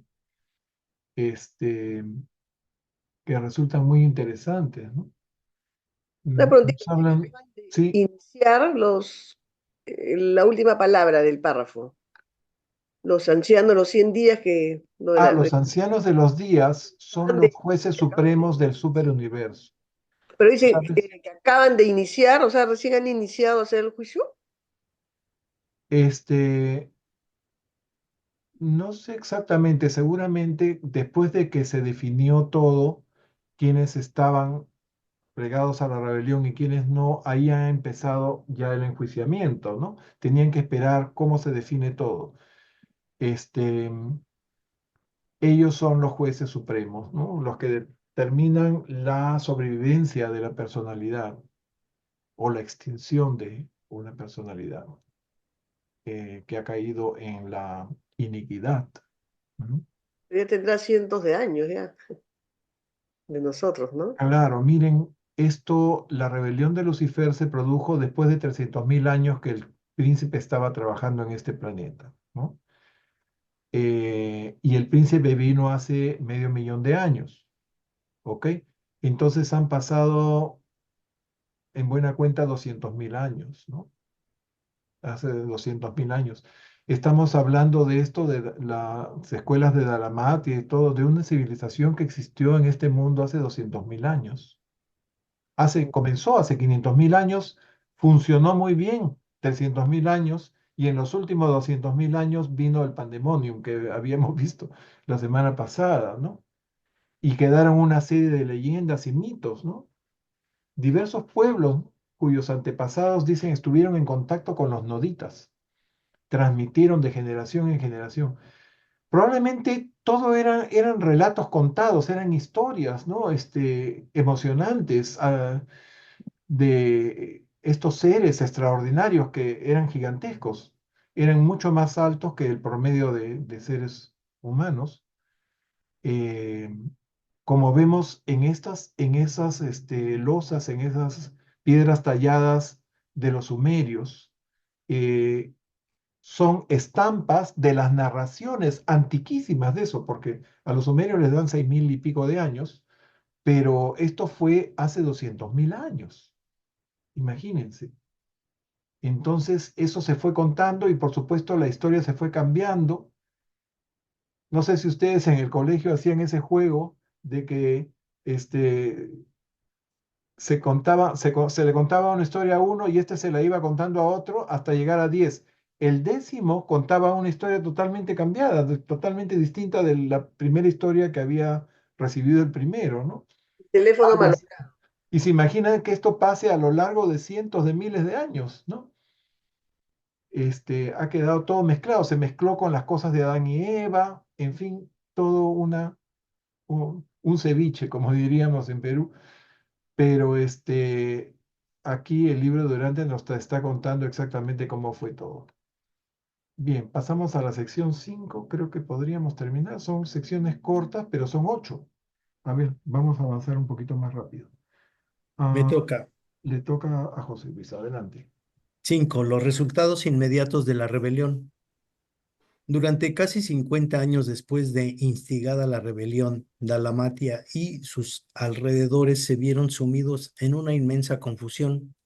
Se intentó reorganizar el mundo entero, en forma completa y radical. La revolución sustituyó a la evolución como política de progreso cultural y mejoramiento racial. Entre los residentes superiores y parcialmente formados de Dalmatia y los asentamientos cercanos se produjo un avance repentino del estatus cultural. Pero cuando se intentó aplicar estos nuevos métodos radicales a los pueblos más alejados, el resultado inmediato fue una confusión indescriptible y un pandemonio racial. Los hombres primitivos a medio evolucionar de aquellos días convirtieron rápidamente la libertad en libertinaje. O sea, cuando le dicen a alguien que haga lo que quiera, que tiene libertad para hacer lo que quiera, todo el mundo hace lo que le da la gana y viene el pandemonio, como dice ahí, ¿no? O sea, nadie respeta la libertad del otro y entonces viene el caos, ¿no? Eso sucede justo a los 50 años, nos dicen casi 50 años después de la rebelión, todo estaba sumido en la confusión. O sea, se hizo lo contrario de lo que debió hacerse, se hizo revolución en vez de dejar que la evolución continuara. ¿Se acuerdan que habíamos leído un párrafo respecto a eso, no? Al principio comenzaron haciendo eso, que fueron más sabios, pero acá quisieron cambiar las cosas bruscamente, ¿no? Quizás los que estaban mejor preparados se adaptaron un poco a esa nueva mentalidad, pero los pueblos que estaban más alejados entraron en una confusión total, indescriptible, dicen ahí. Seguimos. Lea el siguiente también, José Luis. Siguen hablando del pandemonio. Al poco tiempo de la rebelión, todo el equipo de la sedición se encontró defendiendo esforzadamente la ciudad contra las hordas de semisalvajes que sitiaron sus murallas como consecuencia de las doctrinas de libertad que se les había enseñado prematuramente, y años antes de que la hermosa sede fuera sumergida por las olas del Mar del Sur. Las tribus engañadas y mal instruidas de las tierras interiores de Dalmatia ya habían consumado su alto semisalvaje de la espléndida ciudad y empujado hacia el norte al equipo secesionista y sus asociados. Miren ustedes, entonces esa libertad proclamada se convirtió en libertinaje, dando rienda suelta al caos y a la violencia. Nos hablan de hordas semisalvajes, ¿no? Que sitiaron la ciudad, sitiaron Dalmatia, movidos por las doctrinas de libertad que les habían inculcado antes de tener la madurez necesaria para ejercer esa libertad. Entonces esas tribus, parece que ya habían unas que estaban dentro, porque dicen las tribus interiores asaltaron la ciudad y obligaron a estos secesionistas a abandonarla, ¿no? Y entonces tuvieron que huir hacia el norte. Seguimos. Gloria, por favor, nos lees los 3 siguientes. Sí. El plan. Al poco tiempo de la rebelión, El plan de Caligastia. El siguiente, por favor. perdón, sí, el plan de Caligastia de reconstruir inmediatamente la sociedad humana según sus ideas de libertad individual y libertades colectivas desembocó en un rápido fracaso menos total. La sociedad retrocedió rápidamente a su antiguo nivel biológico y la lucha hacia adelante volvió a empezar en un punto no mucho más avanzado de donde estaba al principio del régimen de Caligastia, pues el levantamiento había sumido al mundo en la peor de las confusiones. Sí. 162 años después de la rebelión, un maremoto barrió Dalmatia. La sede planetaria fue sepultada por las aguas y cuando esas tierras volvieron a emerger, se habían borrado casi todos los vestigios de la noble cultura de aquellas espléndidas ciudades. Cuando la primera capital del mundo quedó sumergida, solo residían en ella los tipos más bajos de las razas Sangui de Urantia. Aquellos renegados ya habían convertido el templo del Padre en un santuario consagrado a Nog, el falso dios de la luz y el fuego. Miren ustedes, entonces este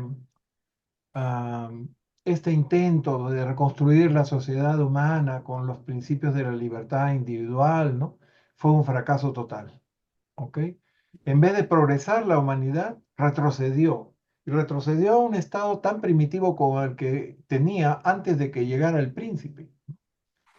Luego viene el maremoto y arrasa con la ciudad. En ese momento ya se habían ido los archirrebeldes y quedaba gente, ahí había gente, pues, gentuza, ¿no? O sea, eh, que adoraban habían convertido el templo del Padre en un santuario al dios Nog, el dios de la luz y el fuego, nos dicen, ¿no? Bien, eso sucedió a los 168 años después de estallar la rebelión. O sea, hace 199.838 años a la fecha actual, ¿no? Bien, entonces ahí vivían solo los peores elementos de la raza Sangui, nos dicen así. Seguimos. 6. Van el inquebrantable, le tocaría a Marleni. ¿Estás ahí, Marleni? Sí, ya llegué. 6. Van el inquebrantable. Los seguidores de Van se retiraron pronto a las tierras altas del oeste de la India, fuera del alcance de los ataques de las razas confundidas de las tierras bajas. Desde ese retiro prepararon la rehabilitación del mundo.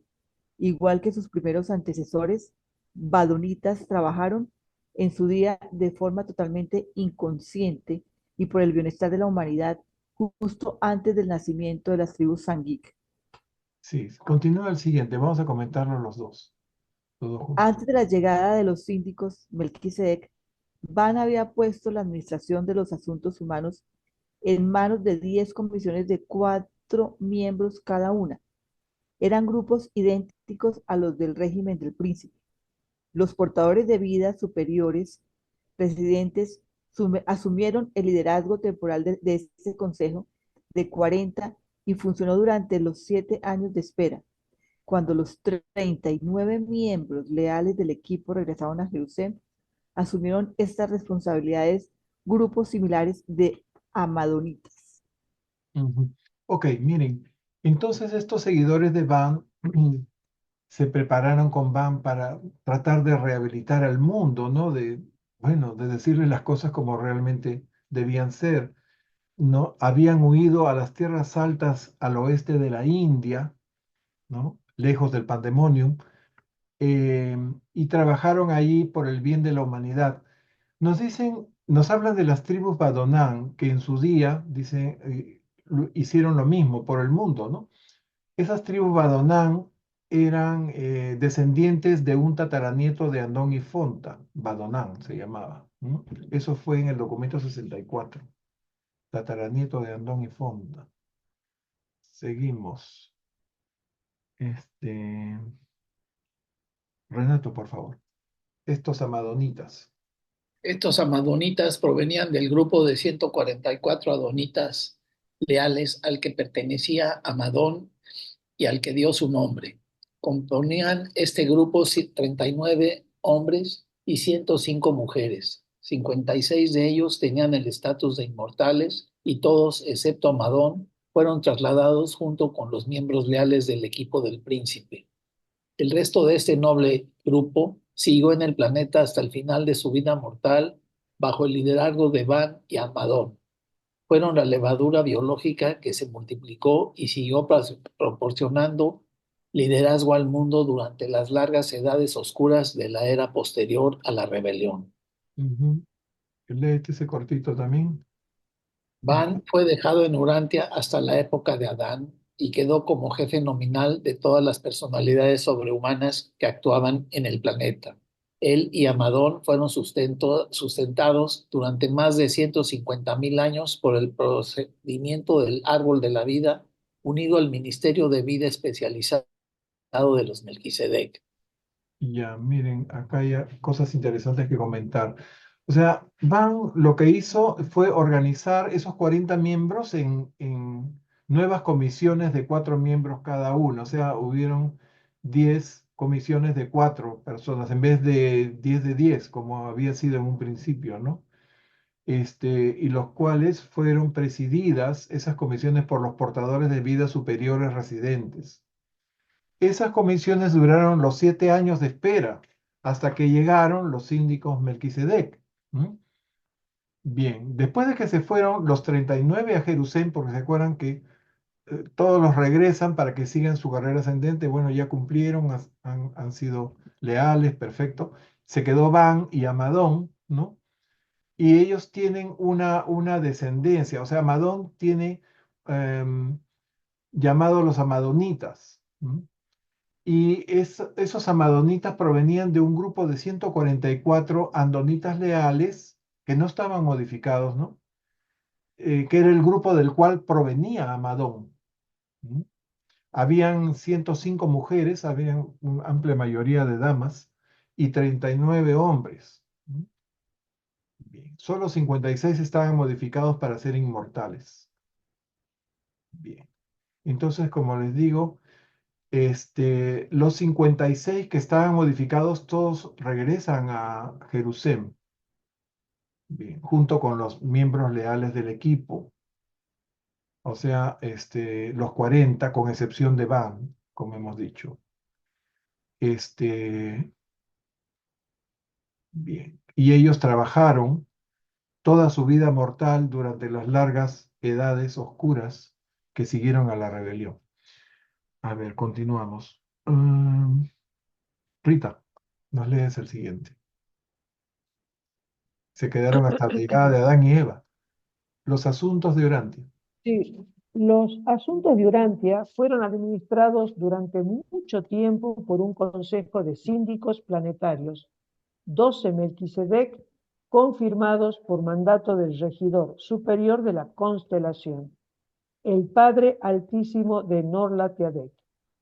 Asesoraba a los síndicos Melquisedec un consejo compuesto por uno de los auxiliares leales del príncipe caído, los dos portadores de vida residentes, un hijo trinizado en fase de formación, un maestro hijo voluntario, una brillante esfera vespertina de Avalón, periódicamente, las jefas de las serafinas y las querubines, asesores de dos planetas vecinos, el director general de la vida angélica de menor rango, Iván, el comandante en jefe de las criaturas intermedias.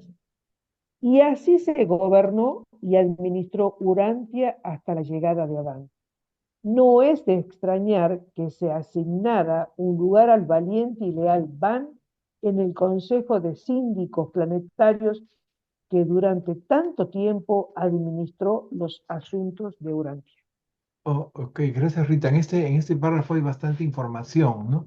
Entonces, bueno, el planeta queda bajo la administración de esos 12 síndicos Melquisedec, ¿no? Confirmados por los altísimos de Dentia. Ellos habían estado antes de la llegada del príncipe. No sé si eran los mismos Melquisedec, no nos dicen, ¿no? Pero también eran 12 y estaban a cargo del planeta y ellos debían observar que los descendientes de Andón y Fonta desarrollaran su voluntad, su libre albedrío, todo eso. Bien, hasta que llegue el príncipe, ellos se retiran porque ya queda el príncipe como príncipe planetario. Bien, viene la rebelión y ellos son llamados de nuevo, ¿no? No sé, como les digo, si son los mismos o son otros Melquisedec. La cosa es que vienen los 12 síndicos y se hacen cargo, ¿no? Administran esto. Iván y Amadón permanecen junto con este grupo de síndicos por 150.000 años hasta la llegada de Adán y Eva. Durante todo ese tiempo ellos se mantienen vivos y sanos por el árbol de la vida, como ustedes saben, ¿no? Cuando lleguen Adán y Eva, le dan el cargo de príncipe planetario a Adán. Eso lo vamos a ver en los siguientes documentos. Y los síndicos vuelven a retirarse, ¿no? O sea, ya hay un nuevo príncipe planetario. ¿Ok? Y se tenía mucha esperanza de que Adán y Eva mejoraran mucho de las cosas malas que habían acá. Ellos traían otra dispensación y otra revelación de la verdad. Ustedes saben, Adán y Eva son la tercera revelación de la verdad. Perdón, la segunda. La primera es el príncipe, ¿no es cierto? Ahora, nos hablan de que había un consejo, y un consejo más o menos variopinto, diría yo. Miren la clase de personas que habían ahí. Había un auxiliar leal al príncipe depuesto. ¿Cómo así alguien que era rebelde estaba ahí? Pero miren, había un rebelde también ahí. Habían dos portadores de vida, los dos los residentes que se habían quedado a supervisar la evolución. Había un hijo trinizado en formación, que también lo incluyen. Un maestro, hijo de la Trinidad voluntario. Había una brillante estrella vespertina de Avalón. Nuevamente, Avalón, se menciona Avalón, que es el universo local más cercano. ¿Ok? De ahí vienen los cirujanos que hacen el trasplante del ADN de los donantes a los cuerpos de los 100 de Caligastia, ¿recuerdan? Miren, para recordarles, Avalón es el universo más cercano, Rantulia es el sistema eh, planetario más cercano, ¿ok? Bien, y el supervisor terciario de los circuitos que nos cortó la comunicación, ya nos los dijo José Luis, ¿no?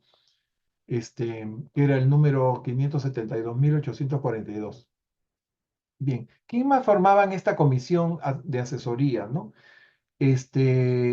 las jefas de los serafines y los querubines, los asesores de 2 planetas vecinos, también habían extraterrestres ahí, el director general de la vida angélica de menor rango. No entiendo bien a qué se refieren la vida angélica de menor rango. Y por supuesto Van, comandante en jefe también de las criaturas intermedias. Bien, seguimos. ¿A quién le toca? ¿A Anita, creo?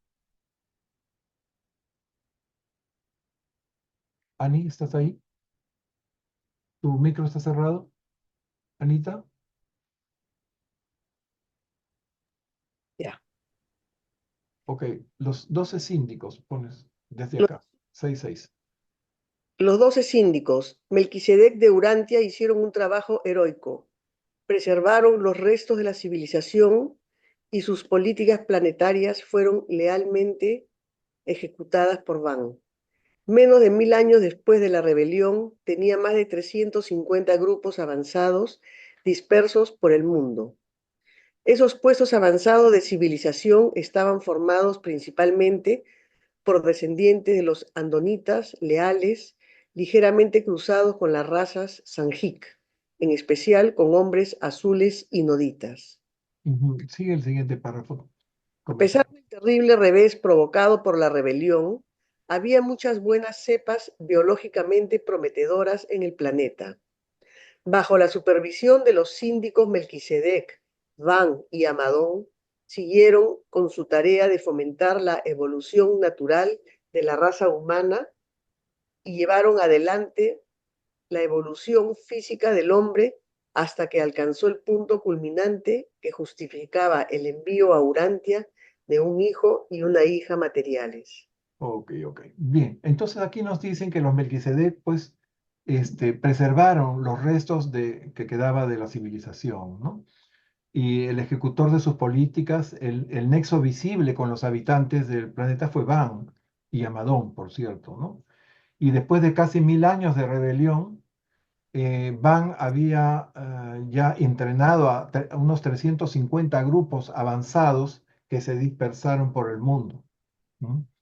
Estaban formados principalmente por andonitas leales, cruzados ligeramente con las razas Sangeek, principalmente la raza azul y con los noditas.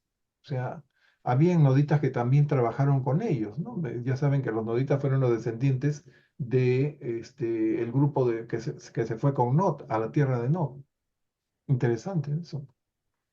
Y lograron que la civilización, que la humanidad siguiera evolucionando bien hasta que justificara la venida de los hijos materiales, o sea, el Adán y Eva de este mundo. Bien, viene Ketty. Adelante, Ketty. Ok. Hoy no vamos a Am, terminar.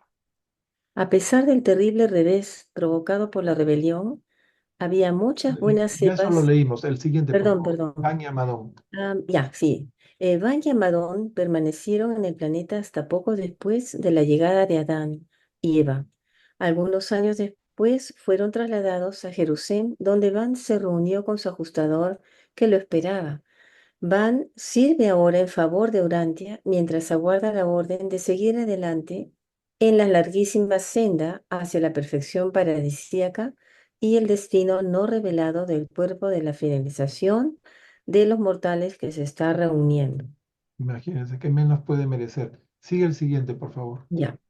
Conviene hacer constar que cuando Van apeló a los altísimos de Dentia, tras la respuesta de Lucifer de apoyo a Caligasta en Urantia, los padres de la constelación emitieron una resolución inmediata que respaldaba a Van en todos los puntos de su argumentación. Este veredicto no pudo llegar hasta él porque se cortaron los circuitos planetarios de comunicación mientras estaba en tránsito. Esa misma resolución ha sido descubierta recientemente dentro de un transmisor repetidor de energía donde había quedado bloqueada desde el aislamiento de Urantia.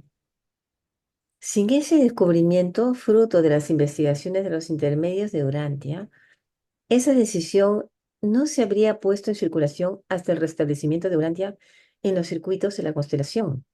Ese aparente accidente de la comunicación interplanetaria ocurrió porque los transmisores de energía pueden recibir y transmitir información, pero no pueden iniciar comunicaciones. Ok. Bien, vamos a comentar rápidamente esto. Entonces, hemos dicho que Van y Amadón se quedaron hasta la venida de Adán y Eva, ¿no? Y unos años después ya los trasladaron a Jerusalén y Van se reunió con su ajustador, ¿no? Sin embargo, Van está todavía trabajando por Urantia desde Jerusalén, ¿no? Y en el último párrafo dejan constancia de que los Altísimos, luego de comprobar que Lucifer y Caligaste estaban confabulados, ¿no? Eh, reciben la apelación de Van y contestan inmediatamente, pero el veredicto se quedó en el camino, ¿m? Por el corte de las comunicaciones. Y después unos intermedios hacen una investigación donde podría haber quedado retenido el mensaje y la ubicaron dentro de un transmisor repetidor de energía de donde no pudo salir, ¿no?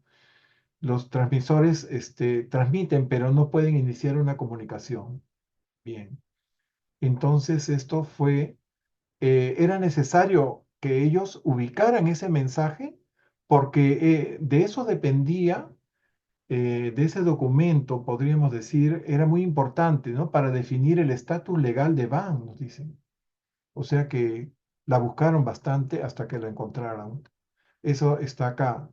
El estatus legal de Van y los archivos jurídicos de Satania eh, no se pudo fijar de forma efectiva y definitiva hasta que esta resolución de los padres de Dentia se registró en Jerusalén.